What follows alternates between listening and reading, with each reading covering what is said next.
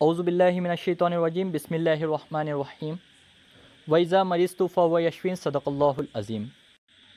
آج جو ہے چند اہم اصطلاحات لیا ہوں جو کہ B O M S second prof اور جامعہ الادویہ کے اندر بھی جو ہے سب سے اہم ہیں۔ سب سے پہلے کہ اصطلاح کہتے کس کو ہے،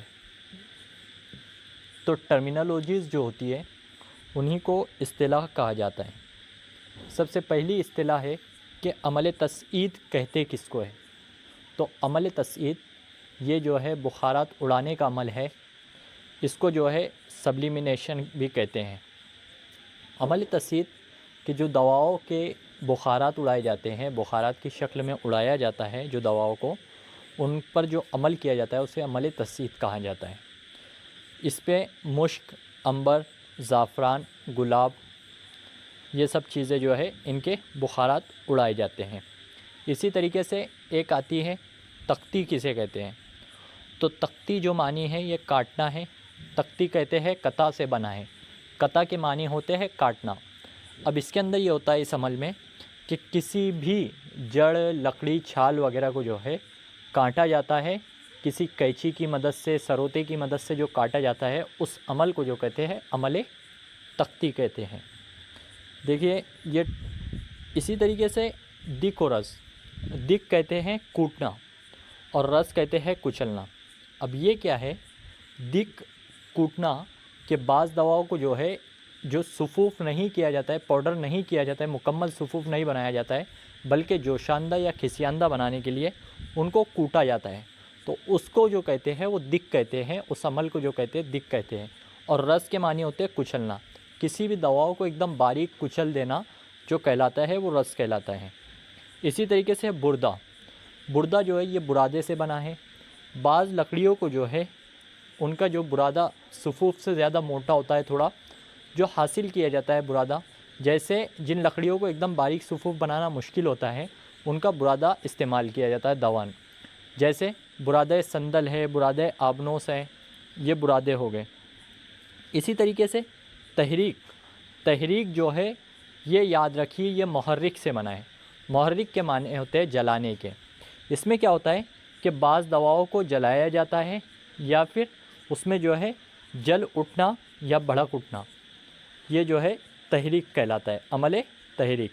اسی طریقے سے عمل تذیب یعنی پگھلنا، بعض دوائیں جو ہے جب ان کو ہم حرارت دیتے ہیں تو وہ پگھل جاتی ہے، جیسے چربی، گھی، موم، جس کو چگم سے ہم یاد رکھ سکتے ہیں، چربی، گھی، موم۔ اسی طریقے سے تجمید، تجمید کہتے ہیں یہ جمید سے بنا ہے، جس کو کہتے ہیں جم جانا، جم جانا۔ جیسے جب ہم انڈے کو جو ہے حرارت دیتے ہیں تو حرارت دینے کے بعد وہ انڈا پہلے کیسی فارم میں ہوتا ہے، رطوبت کے فارم میں ہوتا ہے، اس کے اندر جو ہے سیال پایا جاتا ہے، لیکن وہ کیا ہوتا ہے جب ہم حرارت دیتے ہیں اس کو تو جم جاتی ہے، وہ سفیدی جو اندر رہتی ہے وہ زردی جو رہتی ہے وہ جم جاتی ہے، تو تجمید کے معنی جو ہے وہ جمنے کے ہیں۔ اسی طریقے سے تجذیب، تجذیب کہتے ہیں جذب کرنا، جیسے ہم پانی کے اندر جو ہے نمک وغیرہ کو ڈالتے ہیں تو نمک کیا ہوتا ہے پانی میں جذب ہو جاتا ہے، تو یہ جو عمل ہے تجذیب کہلاتا ہے۔ اسی طریقے سے تجفیف، تجفیف کہتے ہیں خشک کرنا، اور یہ کوشچن آ سکتا ہے کہ گلاب کے پھولوں کے جوہر پر کون سا عمل کیا جاتا ہے، تو وہ ہے عمل تجفیف۔ یہ جو اصطلاحات میں پڑھا رہا ہوں یہ سیکنڈ ایئر والوں کے لیے امپورٹنٹ ہے، خاص طور پر AIA-PGT کے جو لوگ اسٹوڈنٹ ہیں ان لوگ کے لیے صرف ان کے نام جو ہے یہ یاد رکھنا ضروری ہے کہ اس کے معنی یہ ہوتے ہیں۔ ان کی اصطلاح جو سیکنڈ ایئر کے اسٹوڈنٹ ہیں وہ پیپر میں کس طریقے سے لکھیں گے، جیسے عمل تصعید، اس کو جو ہے بخارات اڑانا بھی کہتے ہیں، یہ وہ عمل ہے جو دواؤں کے بخارات اڑانے کے لیے کیا جاتا ہے، اس عمل کو کیا کہتے ہیں، عمل تصعید کہتے ہیں۔ جیسے مثال، پھر ایک ایک مثال دے دینا، مشک، عنبر، زعفران، گلاب، اس طریقے سے۔ اب آتا ہے تحلیل۔ اب تحلیل کے معنی ہوتے ہیں حل ہونے کے۔ بعض دوائیں جو ہے حل پذیر ہوتی ہے، دواؤں میں حل ہونے کا عمل انجام دیتی ہیں، بعض دوائیں ایک دوسری دواؤں میں حل ہو جاتے ہیں، جیسے پانی کے اندر جو ہے نمک اور شکر حل ہو جاتے ہیں۔ اسی طریقے سے پوچھ سکتا ہے کہ گندھک یا کافور کس میں حل پذیر ہے، تو گندھک اور کافور روغن میں حل پذیر ہے، اسی طریقے سے رال الکوہل میں حل پذیر ہے۔ الکوہل کے اندر کون حل پذیر ہے؟ تو ہم کو پتہ ہونا چاہیے کہ رال حل پذیر ہے۔ اسی طریقے سے ایک دوسرے کے اندر حل ہونے والے اجزاء، تو 3 اجزاء ہے جن کا ایک ارک بنایا جاتا ہے جس کو ارک عجیب کے نام سے جانا جاتا ہے۔ اب وہ اجزاء کون کون سے ہیں؟ ستیہ پودینہ، ستیہ اجوائن اور ستیہ کافور۔ یہ تینوں کو ملانے کے بعد جو ہے ایک ارک حاصل ہوتا ہے جس کو ارک عجیب کہا جاتا ہے، اور یہ ارک عجیب جن لوگوں کو سردی ہوتی ہے ان لوگوں کے ناک وغیرہ میں جو ہے اس کا صعود کرایا جاتا ہے، اسی طریقے سے جو ہے پلایا جاتا ہے۔ بہت ساری جو ہے اس کے الگ الگ یوزز ہے۔ اسی طریقے سے تقلیم کیا ہے؟ تقلیم جو ہے کلموں کی شکل میں بنانے کا عمل۔ اب تقلیم جو ہے کلموں کی شکل میں کیا کیا رہتی ہے؟ شورا کلمی، گس کپور، دار چکنا، شکر اور نوشادر جو ہے یہ سب جو ہے کلموں کی شکل میں بنائے جاتے ہیں۔ اسی طریقے سے اگلا ہے ترسیب۔ ترسیب کہتے کس کو ہے؟ کہ وہ عمل جس میں اجزاء تہ نشین ہونا، جیسے انڈے کی سفیدی اور فٹکری۔ پھر ایک ہے تفتح۔ یہ کچھ کوشچن پوچھ سکتا ہے کہ تفتح یعنی کھل اٹھنا کس پر ہوتا ہے؟ چونے کی ڈلی کے اوپر جو ہے تفتح کا عمل ہوتا ہے۔ اسی طریقے سے ایک ٹرمینالوجیز ہے تدہین۔ اب تدہین کہتے کس کو ہے؟ تو تدہین جو ہے چرب کرنے کا عمل، یعنی بعض دواؤں کو روغن میں تدہین کیا جاتا ہے یعنی چرب کیا جاتا ہے۔ جیسے اس میں کیا کرتے ہیں کہ اکثر جو دوائیاں ہوتی ہے ان کو روغن کنجد یا گھی یا روغن بادام شیرین وغیرہ میں جو ہے چرب کرتے ہیں، اسے کیا کہتے ہیں؟ تدہین کا عمل۔ اسی طریقے سے تحبیب۔ عمل تحبیب کیا ہے؟ کہ جو دوائیوں کا باریک صفوف نہیں بنایا جاتا ہے ان کو دانے دار صفوف کے طور پر بنایا جاتا ہے۔ اس عمل میں دوا کا صفوف نہیں بنتا، ان کو پانی میں ملا کر خوب چلائے اور دانے دار صفوف ان سے حاصل کرے۔ یہ کچھ تعریفیں جو ہے میری سیکنڈ ایئر کی نوٹس ہے اس میں تھی، میں وہاں سے یہ لے لیا ہوں۔ تشویہ کیا ہے؟ ہم کو اتنا یاد رکھنا ہے کہ بھلبلانے کا عمل، یعنی کچھ دواؤں کو کدو یا پھل میں بھونا جاتا ہے، کسی پھل کو آگ پر بھوننا بھی تشویہ کہلاتا ہے۔ بعض دفعہ جو ہے ہم کیا کرتے ہیں کہ ہمارے گھر میں جو ہے کدو وغیرہ آتا ہے تو اس کو تیل وغیرہ لگا کر ہم آگ کے اوپر جو ہے بھونتے ہیں، تو یہ عمل کیا کہلاتا ہے؟ یہ عمل بھی عمل تشویہ کہلاتا ہے، یعنی بھلبلانے کا عمل کہلاتا ہے۔ اسی طریقے سے تہمیز، کسی بھی دوا کو جو ہے پیسنے لائق بنانا، لیکن کیسے؟ بھوننے کے بعد۔ جیسے تال مکھانا ہو گیا، آبریشم ہو گیا، افیون ہو گیا، تو ان کو کیا کرتے ہیں؟ پہلے توے کے اوپر تھوڑا بھون لیتے ہیں، ان کو ریڈ کر لیتے ہیں تھوڑا سا، اس کے بعد جو ہے ان کو اس دوا کو جو ہے کیا کرتے ہیں؟ ایک دم پیسنے کے قابل وہ بن جاتی ہے اور اس کے اندر کی رطوبت سوکھ جاتی ہے۔ پھر جو اس کے اندر کی جب وہ سوکھ جاتی ہے، کڑک ہو جاتی ہے، اس کے بعد ہی وہ صفوف بن پاتی ہے۔ تو اس عمل میں دوا کو خشک کر کے پیسنے لائق بنایا جاتا ہے، اور اس میں جو بھونی ہوئی دوا رہتی ہے انہیں مہمیز کہتے ہیں۔ یہ کوشچن آ سکتا ہے کہ افیون مہمیز یا پھر آبریشم مہمیز کیوں کہا جاتا ہے؟ کیونکہ اس دوا کے اوپر جو عمل ہوتا ہے وہ تہمیز کا ہوتا ہے، یعنی بھوننے کا ہوتا ہے، اس لیے ہی اس دوا کو جو ہے مہمیز کہا جاتا ہے۔ اسی طریقے سے ترویق۔ عمل ترویق ہے کیا؟ چلانا، جس میں دواؤں کو جو ہے کنٹینیوسلی چلایا جاتا ہے۔ اب اس کی تعریف دیکھیے کہ اس میں دوا میں جو ہے دوا کے غیر حل پذیر اجزاء الگ کرتے ہیں، جب کسی سیال میں غیر حل پذیر جو چیزیں ہو اس کو الگ کرنا کیا کہلاتا ہے؟ جب وہ چیزیں الگ علیحدہ کر دی جائے گی اور اس کے بعد جو ہم کو جو بھی اجزاء ملے گے وہ مروق کہلاتے ہیں۔ جیسے آب برگ نیم سبز مروق، میں نے اس کے اول بھی بتایا تھا آپ کو، کاسنی سبز مروق، برگ مکو سبز مروق، اس کے تعلق سے میں نے بتایا تھا کہ ان کو کیا کرتے ہیں کہ ان کے اجزاء جو ہے الگ کر لیے جاتے ہیں، ایک قابض جز ان کا الگ ہو جاتا ہے، محلل جز الگ ہو جاتا ہے۔ اس طریقے سے جو ترویق کا عمل، چلانے کا عمل جو کیا جاتا ہے، ان سے جو اجزاء حاصل ہوتے ہیں اسے مروق کہا جاتا ہے۔ پھر آتا ہے تصفیہ۔ اب تصفیہ کیا ہے؟ اس کے اندر جو ہے دواؤں کو صاف کیا جاتا ہے، اور ان سے جو دوائیں حاصل ہوتی ہیں ان کو مصفی کہتے ہیں۔ جو دوائیں ہم کو حاصل ہوتی ہے تصفیہ کرنے کے بعد ان کو مصفی کہا جاتا ہے۔ اب دواؤں کو دو طریقے سے صاف کیا جاتا ہے، ایک تو چھلنی کی مدد سے، اور دوسرا ہے کہ کچھ دواؤں کو جو ہے اس طریقے سے کہ جو ہمارے ریشز ہوتے ہیں اس کے ذریعے الگ الگ ان کے اجزاء کیے جاتے ہیں۔ جیسے آپ پڑھو گے تو کچھ دواؤں کو پانی میں جو ہے مصفی کیا جاتا ہے، کچھ دواؤں کو جو ہے چھلنی کی مدد سے مصفی کیا جاتا ہے، کچھ دواؤں کو جلا کر ان کے بعد مصفی کیا جاتا ہے۔ اس طریقے سے اس کے بہت الگ الگ طریقے ہیں، لیکن ہم کو اتنا سمجھنا ہے کہ تصفیہ کے معنی صاف کرنے کے ہوتے ہیں، اور جو دوا حاصل ہوتی ہے وہ مصفی کہلاتی ہے۔ اسی طریقے سے عمل تخفیف کے معنی خشک کرنے کے۔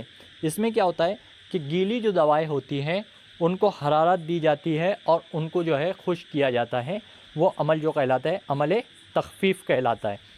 اسی طریقے سے ایک کوشچن یہ آ سکتا ہے کہ ہجریات کا صفوف کون سی خرل کے اندر کیا جاتا ہے؟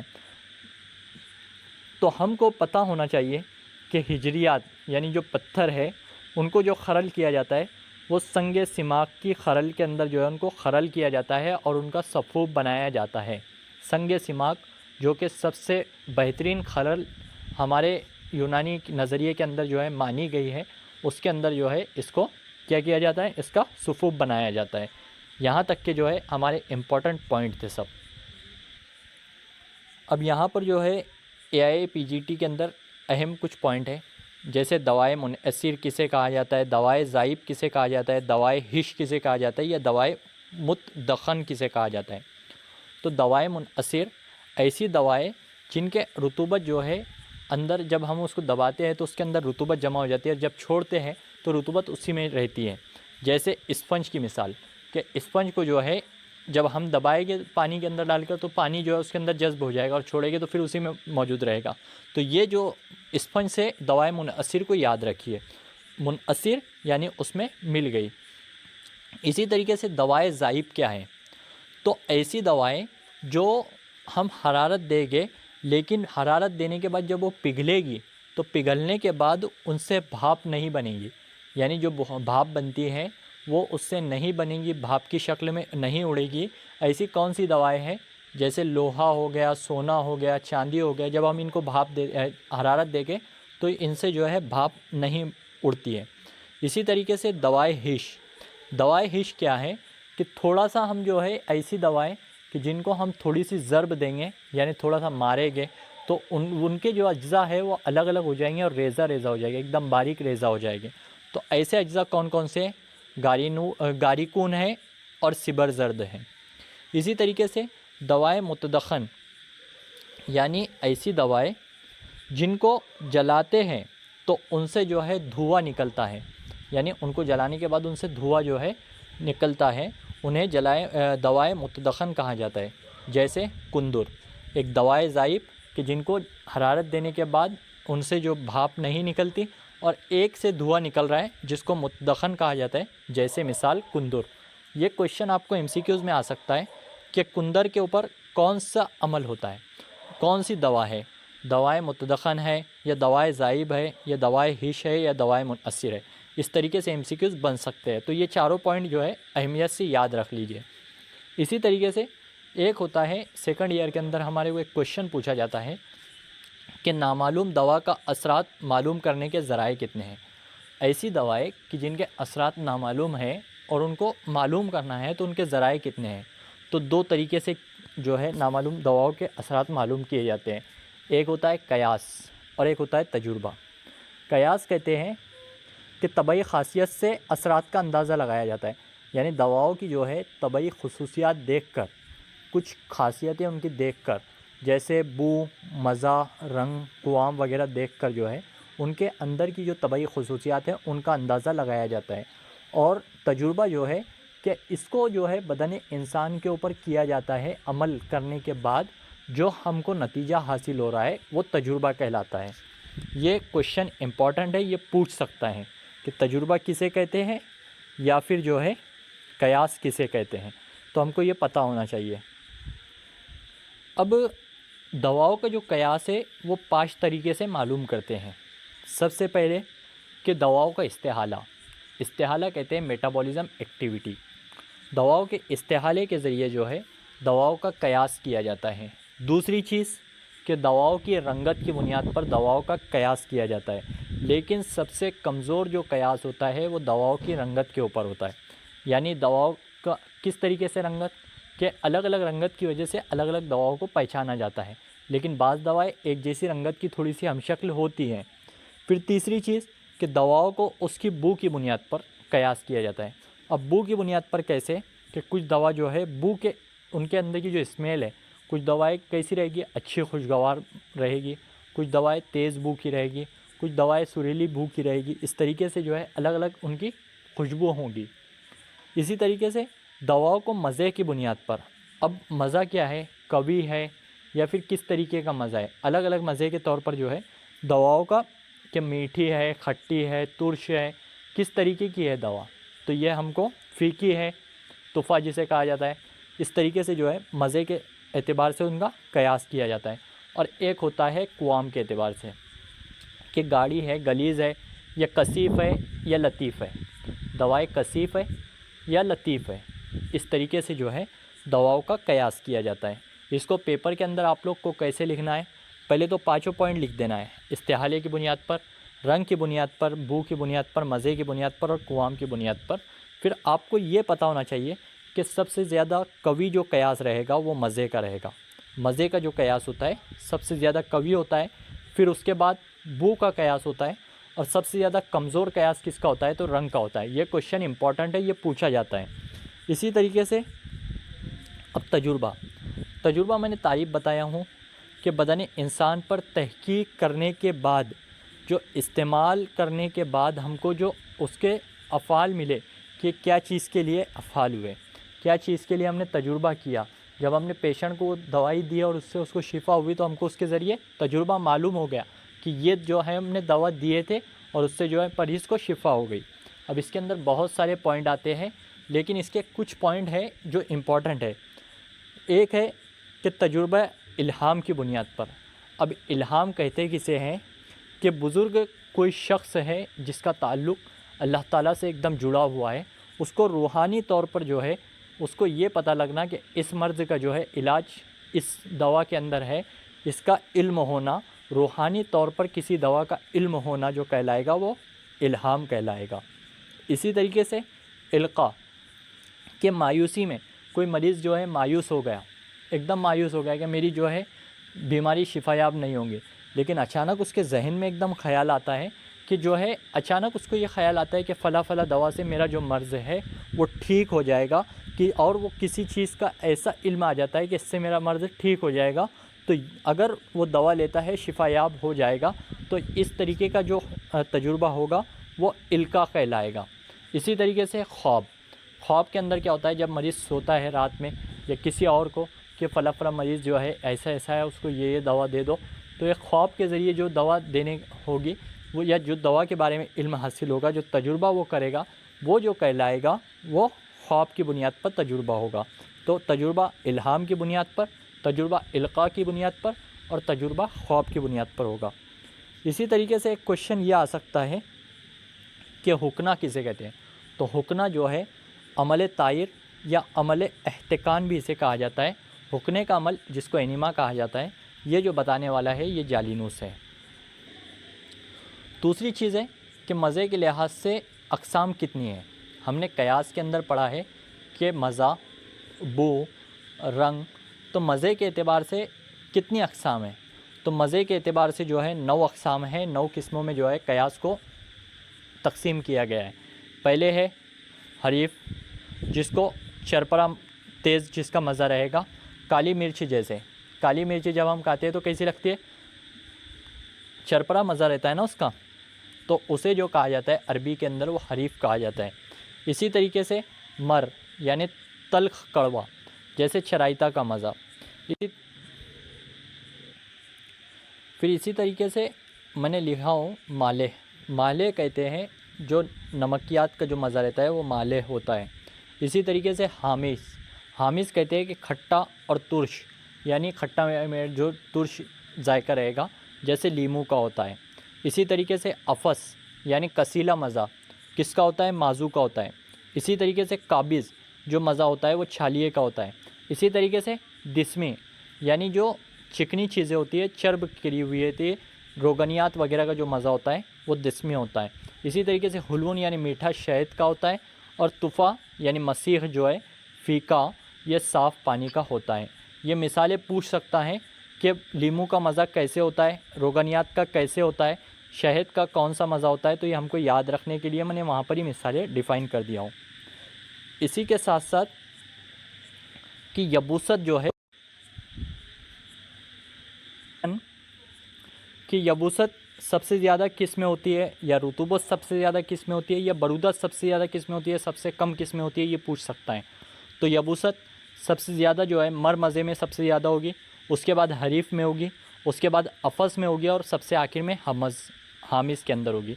यबूसत सबसे ज़्यादा मर में होती है और सबसे कम हामिज़ में होती है।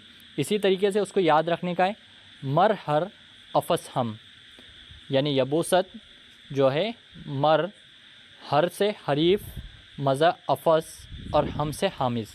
इसी तरीके से रतूबत तुफ़ा, हुलवन और दिस्मी, जिसको तहद के ज़रिए हम याद रख सकते हैं।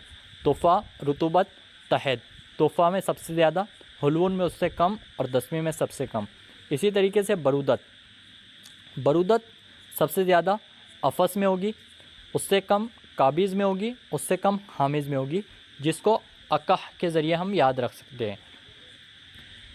कि दसवीं हरारत व बरूदत के जो दरमियान जो मज़ा रहेगा वो दसवीं रहेगा। इसी तरीके से हरारत की तरफ जो माइल रहता है, गर्म मिजाज की तरफ जो माइल रहता है वो हुलवन रहता है, और तुफ़ा जो फ़ीका होता है ये सर्दी की तरफ माइल रहता है। ये MCQ पूछ सकता है कि तुफ़ा किस की तरफ माइल रहेगा, तुफ़ा मज़ा, या फिर मज़ा हुलवन किस की तरफ माइल रहेगा, हरारत की तरफ रहेगा। इसी तरीके से दसवीं जो रहेगा वो हरारत और बरूदत के दरमियान का रहेगा। यहाँ तक के जो है आज की क्लास हम कंप्लीट करते हैं। उम्मीद करता हूँ कि समझ में आई होगी। जज़ाकल्लाहु खैर।